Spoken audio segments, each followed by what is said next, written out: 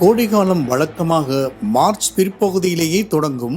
ஆனால் இந்த வருடம் பிப்ரவரி மாதமே கோடைகாலம் தொடங்கிவிட்டது. வெயில் வாட்டி வதைத்து வரும் நிலையில் மக்கள் வெளியே நடமாடுவதற்கே அஞ்சி வருகின்றனர். நிழல் கண்ட இடம் சொர்க்கம் என மனிதர்களைப் போல விலங்கினங்களும் எண்ணுவது வழக்கம்தான்.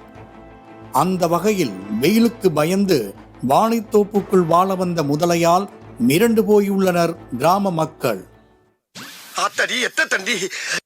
கோவை மாவட்டம் சிறுமுகை அருகே உள்ள காந்தையூர் பகுதியை சேர்ந்தவர் தமிழ்ச்செல்வன்.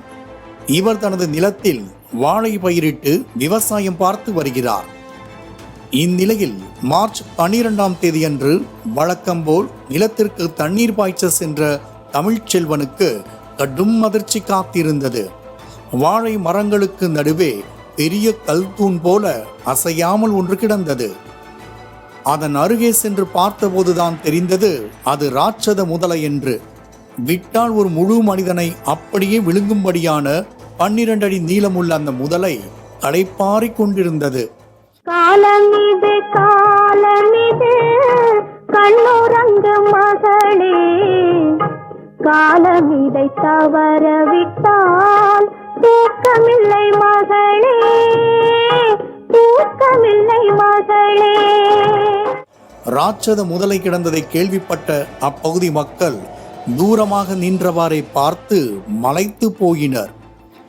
ஏற்கனவே வயிறு முட்ட உணவருந்திய முதலை வெயில் கொடுமையை தாங்க முடியாமல் வாழைத்தோப்பில் நீண்ட உறக்கம் கொண்டிருந்தது. மேட்டூர்ல இருந்து தப்பிச்சு ராசா வைக்க வழியா ஒரு முதல்ல வல்ல பருத்தா. முதலையா? அட முதலைக்கு பிறந்தவனை இந்த முதலே சொல்லப்படாதா? பவானிசாகர் அணையின் நீர்மட்டம் குறைந்து போனதால் நீரில் இருந்த முதலை வேறு பகுதிக்கு செல்வதற்கு இடம் மாறியதாக தெரிகிறது. ஆனால் வேறு தண்ணீர் உள்ள பகுதி கிடைக்காததாலும் சூரிய வெப்பத்தின் கோரத்தை தாங்க முடியாததாலும் விவசாய நிலத்தில் தஞ்சமடைந்தது. இது குறித்து தமிழ்ச்செல்வன் அளித்த தகவலின் பேரில் சிறுமுகை வனச்சரகர் தலைமையிலான வனத்துறையினர் சம்பவ இடத்திற்கு சென்றனர். பின்னர் ஆழ்ந்த உறக்கத்தில் இருந்த முதலையை பத்திரமாக மீட்ட வனத்துறையினர் பவானிசாகர் அணைப்பகுதியில் விடுவித்தனர்.